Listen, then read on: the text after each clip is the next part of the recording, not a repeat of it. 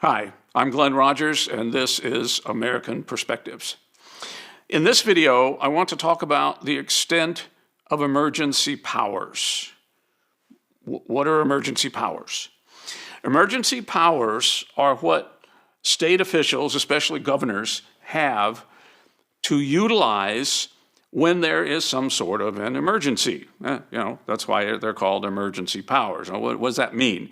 Well, along the southern coast, especially to the east, there are often hurricanes, and you have a few days notice that maybe a hurricane is coming, but you don't really know exactly what it's going to do until it gets there. And sometimes there are very serious challenges associated, with the high winds and power going down and flooding and all sorts of things like that. And the elected officials need to be able to respond quickly to the emergencies that come along. And so they have emergency powers, which allows them to bypass the normal ways that laws get enacted and the legislature comes up with the things that can and can't be done. Emergency powers let governors bypass that normal process and say, okay, here's what we need to do. We need to do it now. So get somebody out there and deal with it. Okay? Now, I understand that. Anybody who owns a home and has raised a family, and lived 40 or 50 or 70 years, knows that things happen. Unexpected things happen. And so you have to be able to respond to those. And I think everybody understands that elected officials need emergency powers. I have not heard anybody say that they don't need that power. I think everybody's smart enough to know that you got to have those emergency powers.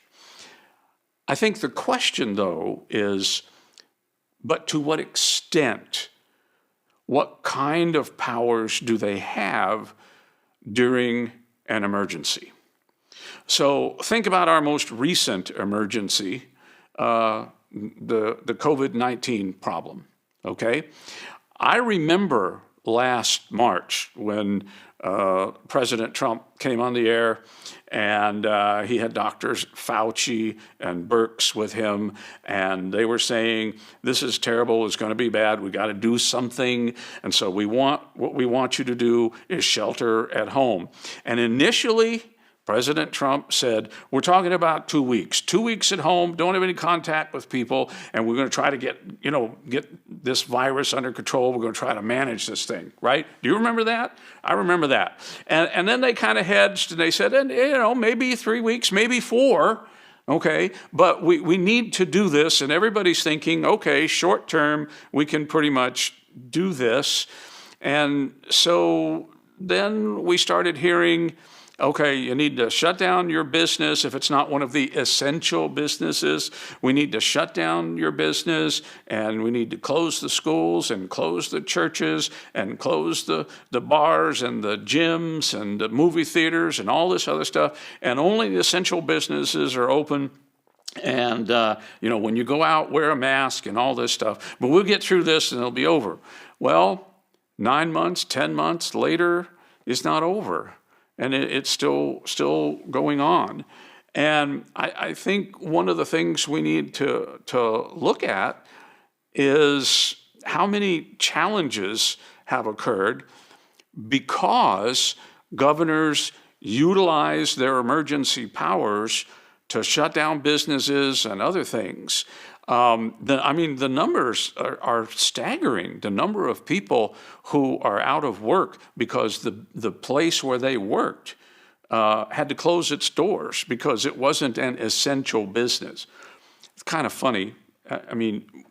Most of us understand what they meant by essential business, but think about you being a business owner and you've put maybe hundreds of $1,000s into this business. You've spent maybe 10, 15, 20 years building this business up, and somebody comes along and says to you, your business is not essential, close the doors. It's essential to you. It's essential to you paying your mortgage and putting food on your family's table and being able to pay your medical insurance premiums and that sort of thing. And many, many, many thousands of businesses are out of business and won't come back. Okay, so how do we manage this idea of governors need to have the emergency power to do the kinds of things that need to be done, and reconciling that with the kinds of things that they have done? And one of the things that has been, one of the questions that has been raised is the idea that these emergency powers have to have some limits. Governors can't just come up with whatever they want and say, well, because this is an emergency and I was elected as the governor, and so what I say goes, and so I say we need to do this, and so that carries the force of law, and so everybody has to comply. Really? Last March, when all of this began, it was either March or early in April, a former Attorney General Barr wrote a letter that went out to all the governors, and in that letter, he reminded them that the Constitution is not suspended during times of crisis. And I think what he was getting at is, since the Constitution, includes things like life, liberty, and the pursuit of happiness, and having a way to earn your living and to support your family would certainly fall under that idea of the pursuit of happiness, as well as other rights like the First Amendment right, specifically the right of religious freedom and being able to worship as you desire and as you believe, that governors don't have the emergency powers that include denying people their constitutional rights. And so one of the things I think we need to think about and that we need to address is this idea of emergency powers. And we don't want to overreact and say that, well, governors don't have emergency powers, they don't need it. Yeah, they do need emergency powers, and they have to have some emergency powers. But what are the limits to those emergency powers? And I think the first and simple answer has to be the Constitution. That's a limit on emergency powers. No one, not a governor, not even the president, has the right to deny you your constitutional rights. Right? See, if the Constitution says you have these rights, who has the right to say, well, yeah, but this is an emergency, so you don't have that right anymore? Well, why not? How do you define an emergency? What is an emergency? How long will an emergency last? We have these rights, but you're saying we don't have these rights. Why do you have the right to do that? You see, there's all kinds of questions that come up. And I think one of the things we have to remember is that our elected officials are just human beings like all the rest of us. And they have the same kinds of flaws and things that the rest of us have. And when you're in a position of power, and if you have elected officials that are elected to high offices, a lot of power goes along with that. And the thing about power is that the more you have, quite often, the more you want. And so elected officials, I think, need to be reminded every now and then that, yes, you need power, and yes, your position involves power, but there's a limit. There's a limit. And one of the things that we can't allow elected officials to do is to take more power than they actually have. So one of the things that maybe you need to communicate with your state officials, your state elected officials, your representatives and your senators, is that they need to communicate with the governor. And of course, you can do that directly yourself, writing the governor at his office, and just remind them that they don't have just whatever power they want. And the constitutional rights can't simply be cast aside. You can't tell somebody you don't have the right to earn a living during this time. Now, if we were talking about the initial 2 weeks or 4 weeks that they told us, that's one thing. But 8, 9, 10 months later, it won't be long before it's 12 months later, a year later. That's not right. And I think we need to remind them of that.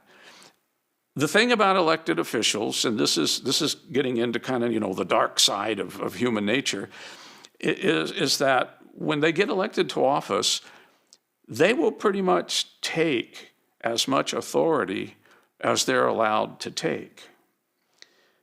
The question is, how much are we going to give them? Now, this is a topic that I'm going to talk about more in our next video, where we're talking about the difference between governing versus ruling, and how much power elected officials have and where that power comes from, and how much power and authority we have. So we'll talk about that more in the next video. But for now, I would just want to encourage you to think about this idea of emergency powers and how much power are we going to let them have. If you destroy many thousands of businesses and many thousands of jobs, and that impacts many thousands of families, was that really the best way to approach the emergency, whatever the emergency was? In this case, it's COVID. I'm not sure that we've done all that well in handling it. And lots of people have suffered a great deal. People who don't have COVID, who've never gotten COVID, and yet they're suffering as much, and in some cases more, than people who have COVID. Now, I'm not trying to trivialize the people who have passed because of that. It's horrible. It was terrible. And many people lost loved ones, and lots of people passed away. And that's terrible. And I'm not trying to trivialize that at all. But we do have to understand that society is a living thing, an entity. And you can't hurt society while you're trying to help individuals. There's a way to do both, and you have to try to find those. And that's what we need to encourage our elected officials to do. So as always, if you like what you've heard today, it would be appreciated a great deal if you would click the little thumbs up button down below, and maybe click the subscribe button as well, maybe even the notification button. Won't cost you anything. If you click the notification button, you will get a notice that tells you we've uploaded a new video, and if you're interested, you can watch it. But it would be very helpful to the channel if you would do that. So thank you for watching today. I hope you'll watch more of our videos. Thanks.